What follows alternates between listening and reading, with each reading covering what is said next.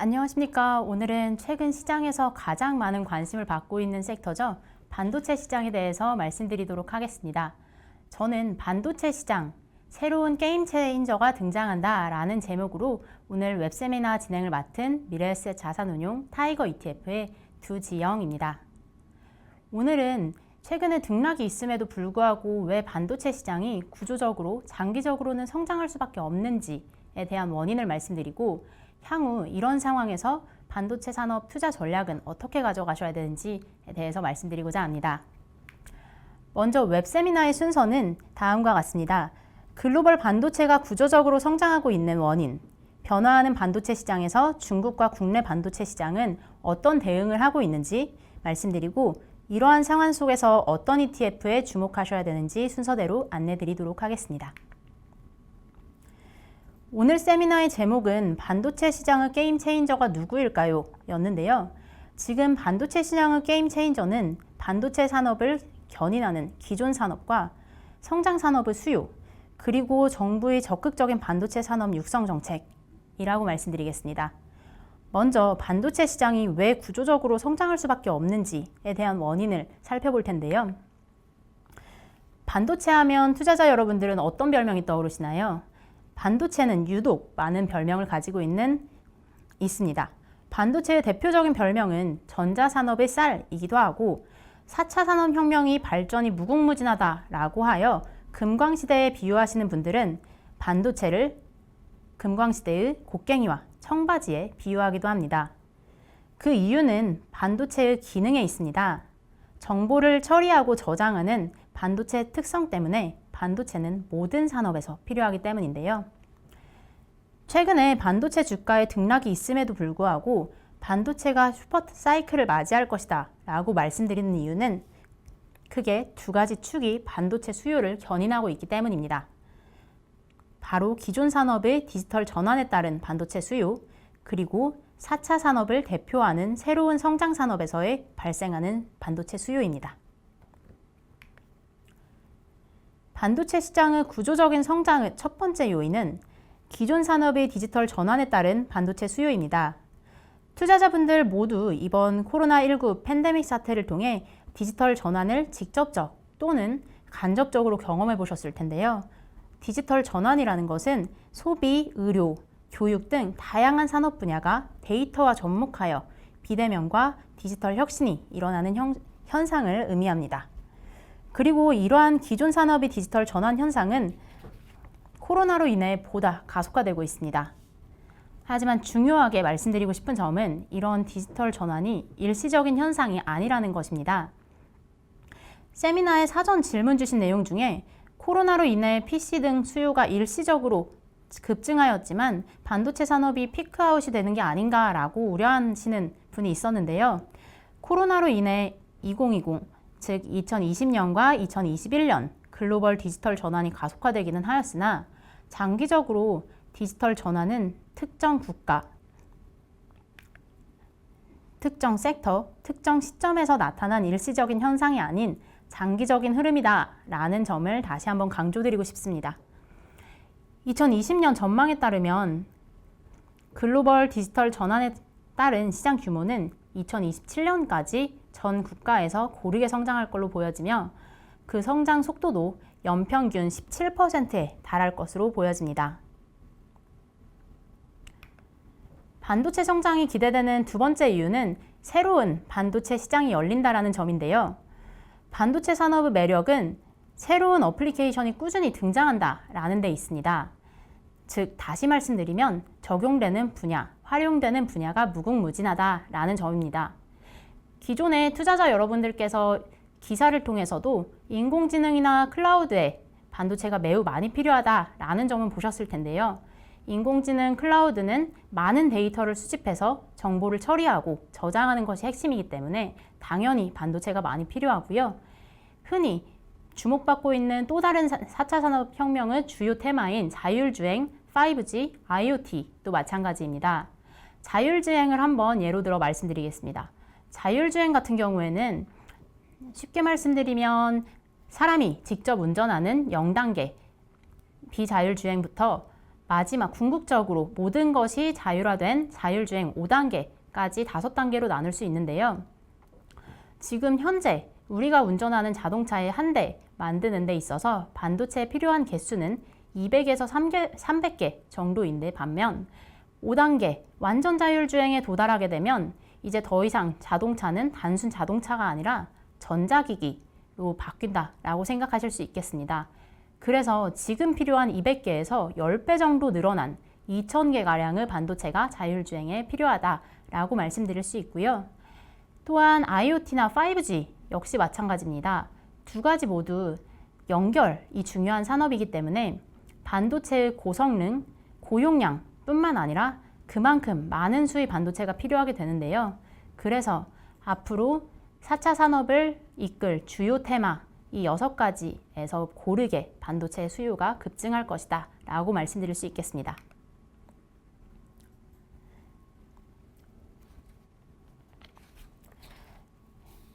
말씀드린 것처럼 디지털 전환에 따라 반도체 수요가 늘어나는 것과 동시에 성장 산업에서도 새로운 수요가 발생하고 있기 때문에 두 축에 힘입어 반도체 산업은 향후에도 꾸준히 늘어날 것으로 보여집니다.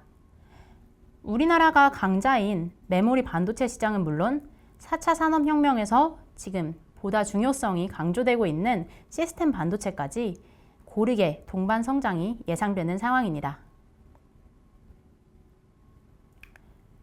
앞서 반도체 시장의 게임 체인저 첫 번째는 내부적으로 급증하고 있는 수요라고 말씀드렸는데요. 두 번째는 정부의 적극적인 육성 정책입니다. 반도체 산업을 육성하고 있는 대표적인 국가, 중국 반도체 시장에 대해서 먼저 말씀드리고 이러한 상황 속에서 국내 반도체 시장은 어떻게 대응하고 있는지 함께 말씀드리겠습니다. 중국 반도체 시장을 얘기할 때는 최대 소비국이라는 키워드를 기억해 주셔야 합니다. 중국은 세계 최대 규모의 IT 기기 소비국이자 반도체 소비국입니다.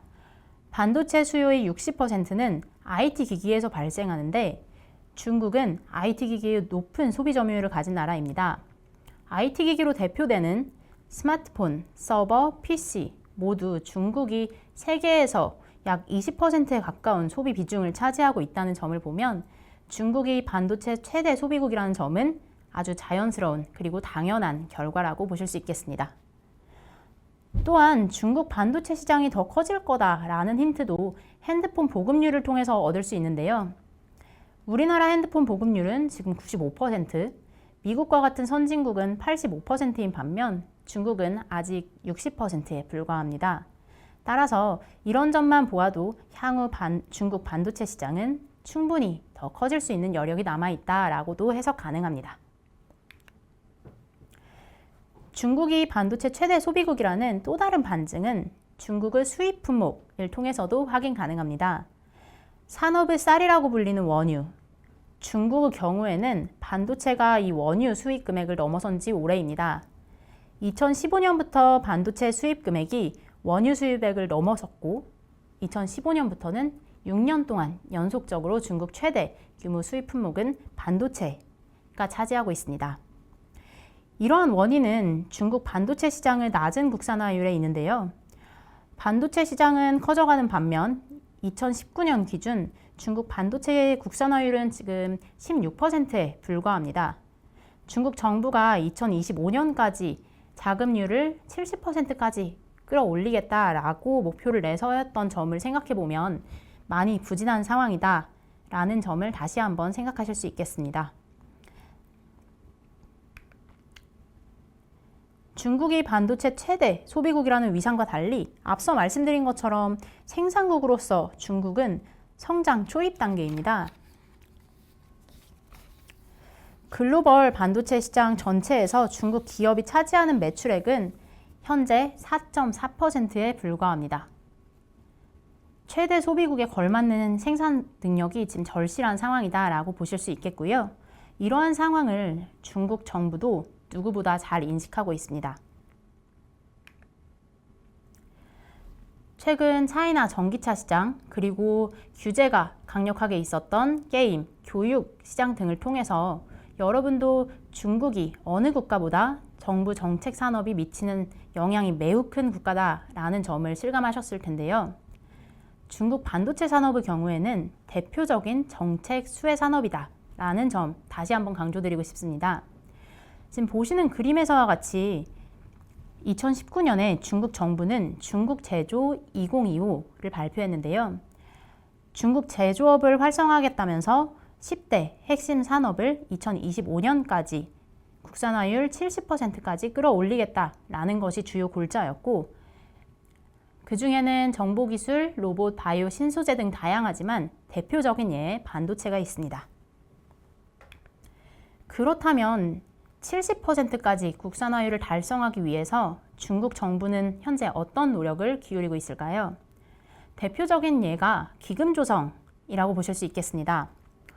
중국 정부는 2014년에 반도체 산업투자기금 1기를 조성해서 반도체를 설계하는 팹리스, 전문적으로 위탁 생산하는 파운드리, 후공정인 패키징과 테스트 산업에 집중 육성하였고, 실제로 패키징의 경우에는 주목받지 못했던 정도의 비중에서 글로벌 시장에서 점유율이 중국 산업 20%까지 이르게 된 점을 미루어 보았을 때 1기에 괄목할 만한 성과를 이루었다라고 볼 수 있겠습니다. 그리고 2019년에도 중국 제조 2025, 앞서 말씀드린 2025의 일환으로 중국 반도체 산업 투자기금 2기를 조성하였는데요. 2기 때는 1기 때보다 금액이 40% 이상 늘어난 무려 2천억 위원에 달하는 금액을 투자하였고, 한국 돈으로 환산해 보시면 약 35조 원에 달하는 어마어마한 규모다 라는 점을 확인하실 수 있겠습니다.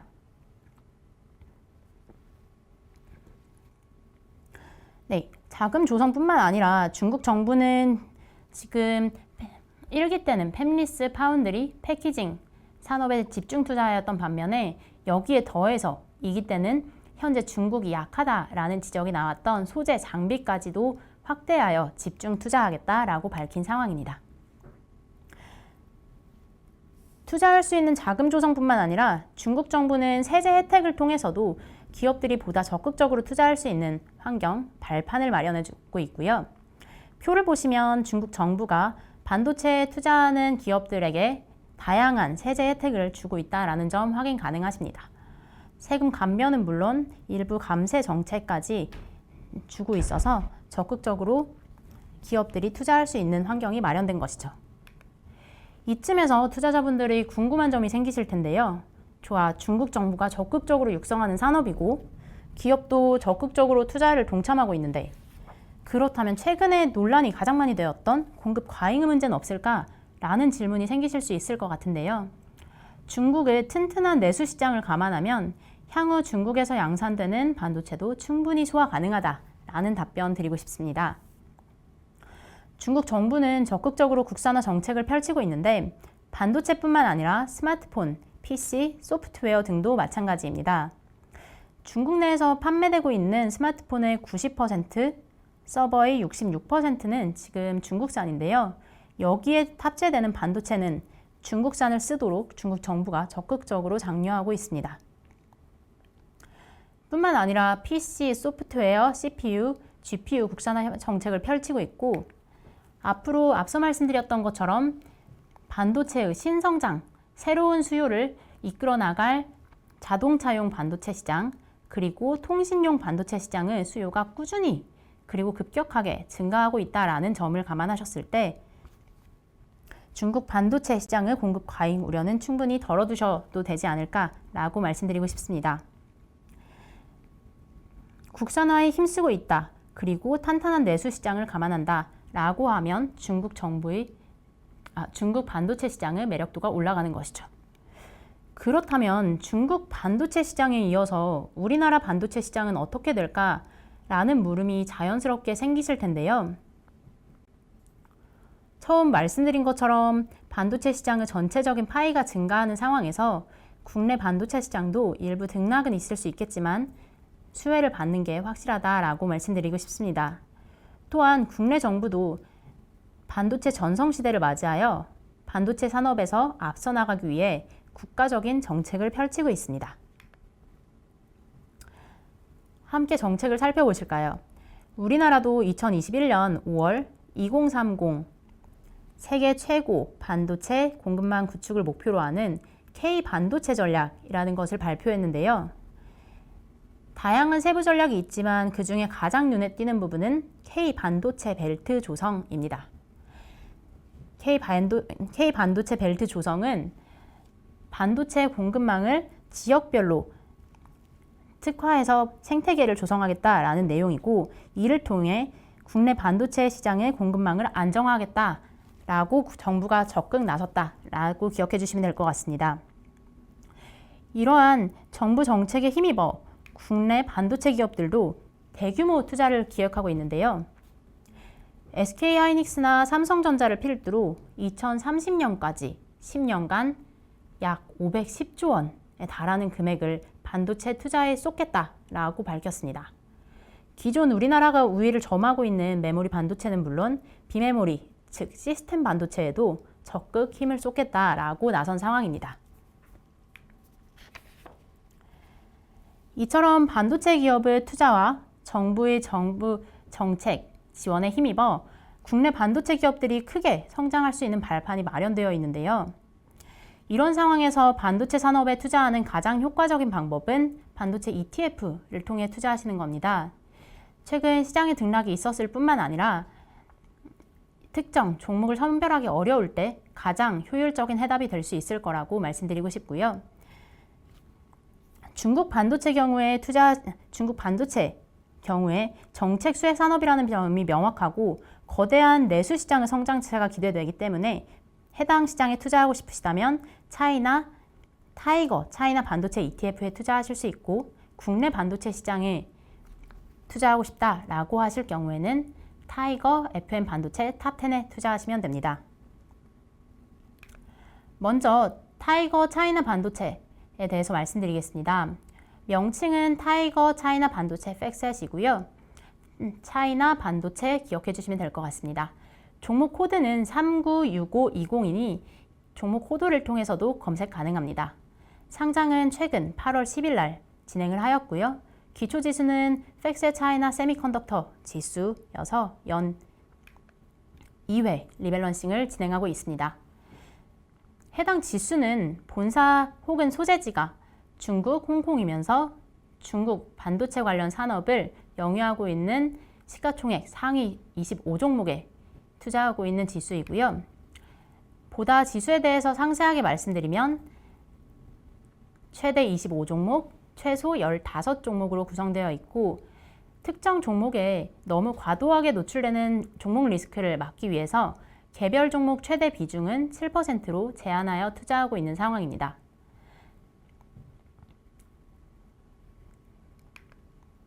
마지막으로 보유 종목에서 한번 살펴보실 텐데요. 팹리스, IDM, 파운드리, 그리고 후공정인 테스트 및 패키징까지 다양한 산업에 고루 투자하고 있고, 보유 종목, 상위 종목을 보시면 지금 반도체 2기 펀드가 조성되었는데 그 해당 펀드의 수혜를 고루 받을 수 있는 대표적인 밸류체인의 선두 기업에 투자하고 있다라고 보실 수 있겠습니다. 두 번째로 국내 ETF에 투자하시는 방법인데요. 국내 반도체 시장이 좋다라고 하였을 때 가장 효과적으로 투자하실 수 있는 방법은 타이거 FM 반도체 탑10에 투자하시면 됩니다. 해당 종목의 종목 코드는 396500이고요. 동일한 날짜 8월 10일에 상장해서 현재 거래되고 있습니다. 그런데 여기서 의문이 하나 생기실 수 있을 것 같습니다. 국내 반도체 시장에 투자할 수 있는 ETF는 제법 다양한데 왜 여기서 FM 반도체 탑10을 얘기하는 걸까? 라는 의문이 있으실 텐데요. 해답은 두 가지로 말씀드릴 수 있습니다. 먼저 타이거 FM 반도체 탑10은 삼성전자와 SK하이닉스 두 종목 모두를 편입하고 있는 유일한 반도체 ETF고요. 반도체에서 대부분의 매출이 일어나는 반도체 퓨어 플레이어 시가총액 상위 8종목에 집중 투자하고 있는 ETF이기 때문입니다.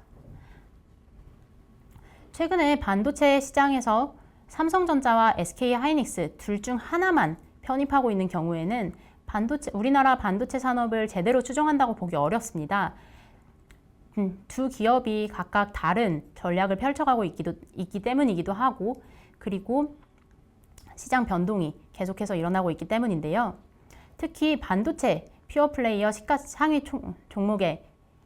시가총액 상위 종목에 집중하셔야 된다라고 말씀드린 이유는 반도체 시장 업황이 호황이었을 때도 영업이익률이 시가총액이 높을수록 높은 경향을 보였기 때문입니다. 따라서 FM 반도체 탑10 ETF에 투자하셔서 국내 반도체 시장의 성장을 그대로 수혜를 따라가실 수 있도록 하는 것도 하나의 방법입니다. 말씀드린 것처럼 SK하이닉스 그리고 삼성전자 상위 두 종목에 최대 25% 비중을 투자하고 있고요. 하위 종목 8종목에는 나머지 50%를 시가총액 가중 방식으로 나누어 고르게 투자하고 있습니다. 보유 종목은 말씀드린 것처럼 상위 10개 종목에 투자하고 있고 제조, 소재, 부품, 장비까지 소위 소부장이라고 말씀드릴 수 있는 섹터에 다양하게 투자하고 있습니다. 오늘 말씀드린 내용을 요약해서 다시 한번 언급드리면 반도체 산업은 기존 산업의 디지털 전환에 따른 수요가 발생하고 있고 성장 산업의 대두에 따라서 새로운 반도체 수요가 나타나고 있으며 외적으로도 각국 정부에서 적극적으로 반도체 산업을 육성하고 있다. 그리고 기업을 이에 발맞추어 적극적으로 투자 정책을 펼치고 있다라는 점에서 반도체 산업의 구조적인 장기적인 성장이 예상됩니다. 여기까지 반도체 시장과 그리고 투자하시면 좋을 주목할 만한 ETF를 말씀드렸고요. 궁금하신 점이 있으시면 언제든지 미래에셋 자산운용 타이거 ETF 채널을 통해서 문의 부탁드립니다. 감사합니다.